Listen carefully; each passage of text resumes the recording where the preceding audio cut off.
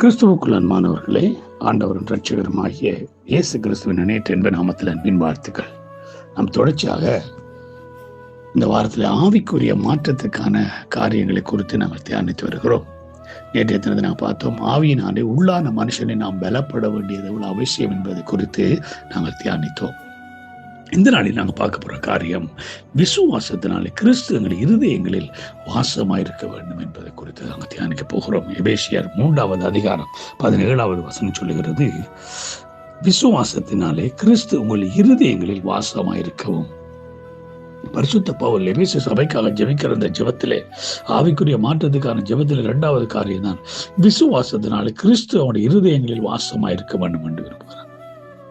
ஏனென்றா நம்ம விசுவாசத்தினால்தான் அவருடைய பிள்ளை என்ற அந்த அதிகாரத்தை நாங்கள் பெற்றிருக்கிறோம்.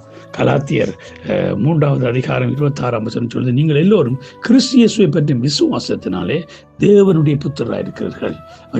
யோவான் 1:12 அதான் சொல்லப்படுகிறது. அவருடைய நாமத்தினுடைய விசுவாசம் உள்ளவர்களாய் அவரை ஏற்றுக்கொண்டு எத்தனை பேர்களோ அத்தனை பேர்களும் அவருடைய பிள்ளைகளாகும்படியான அந்த அதிகாரத்தை கொடுத்த விசுவாசத்தினால அவருடைய பிள்ளைகளாய் அவருடைய புத்திரராக நம்ம இருக்கிறோம். அல்லேலூயா. அப்ப விசுவாசத்தினால அவருடைய பிள்ளைகளாக இருக்கிற நம்முடைய இருதயங்களில இயேசு கிறிஸ்து விசுவாசத்தினாலே அவருடைய இருதயங்களில் வாசமாயிருக்கிறவர். அல்லேலூயா. அவர்களுடைய இருதயங்களில் வாசமாயிருக்கிற தெய்வம். அவர்களுடைய இருதயங்களில் வாசமாயிருக்க நம்ம அந்த விசுவாசத்தை இப்படி என்னன்னு சொன்னா, நம்முடைய விசுவாசம் தான் உலகத்தை ஜெயிக்கிற ஜெயம். அல்லேலூயா. நம்ம ஆண்டவராகிய இயேசு கிறிஸ்துவை விசுவாசிக்கிற பொழுது உலகத்தை தோற்கடிக்க முடியும். என்னடா 1 பேதுரு 5:9 சொல்லுகிறது, விசுவாசத்தினாலே விசுவாசத்தில் உறுதியா இருந்து அவனுக்கு எதிர்த்து நிலைகள் அவன் உங்களை விட்டு ஓடி.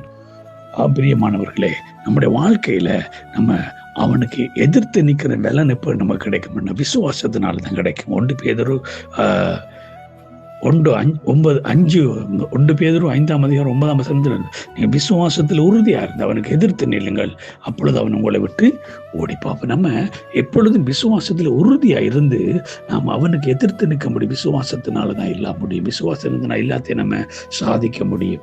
ஆண்டவராகிய இயேசு கிறிஸ்துவின் சீஷர்களும் இயேசு ஒரு சமயம் பயணம் போனார்கள்.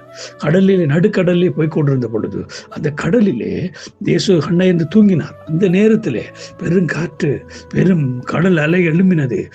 படகு நிரம்பத்தக்கதா கடல் அலைகள் தண்ணீர் எல்லாம் உள்ள வந்த பொழுது இயேசு தூங்கின பொழுது இயேசுடைய சீஷர்கள் இயேசுவோட கேட்கட்டு, இயேசு ஐயரே எங்களுக்கு இறங்கும், நாங்கள் மடிந்து போகிறது மங்க கடவுள் இல்லையா?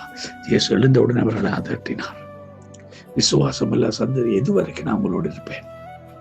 தேவன் நம்மளோடு இருக்கிறத நம்ம மறந்து போகிறோம். விசுவாசத்தினால் நம்மளோட ஆண்டவராகிய இயேசு கிறிஸ்து இருக்கிறதை சீஷர்கள் மறந்ததுனால அவர்கள் கலங்கினார்கள், அழுதார்கள், புலம்பினார்கள். இன்றைக்கு நம்முடைய வேளையில் அப்படித்தான் நம்ம சூழ்நிலையை பார்க்கிறோம்.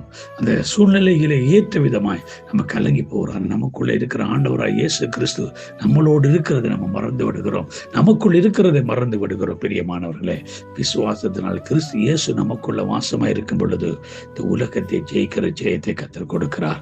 பிசாசை ஜெயிக்கிற ஜெயத்தை கர்த்தர் கொடுக்கிறார். ஆகவே இந்த காலை வேளையில கிறிஸ்துவுக்குள் அன்பானவர் நம்ம ஒவ்வொருவரும் சற்று சிந்தித்து பார்ப்போம். ஆண்டவராகிய இயேசு கிறிஸ்துவை பற்றி அந்த விசுவாசத்தில் உறுதியாக இருந்து அவர் எங்களுடைய இருதயங்களில் வாசமா இருக்க நம்ம கொண்டு வரும் பொழுது நிச்சயமாகவே உலகத்தை பிசாசை ஜெயிக்கிற இந்த ஜெயம் ஆண்டவராகிய இயேசு கிறிஸ்து மேல் வைக்க விசுவாசத்தினாலே பெற்றுக்கொள்வோம். கர்த்தர் தாமே உங்களை ஒரு ஆசீர்வாதத்தை நடத்துவாராக. God bless you all.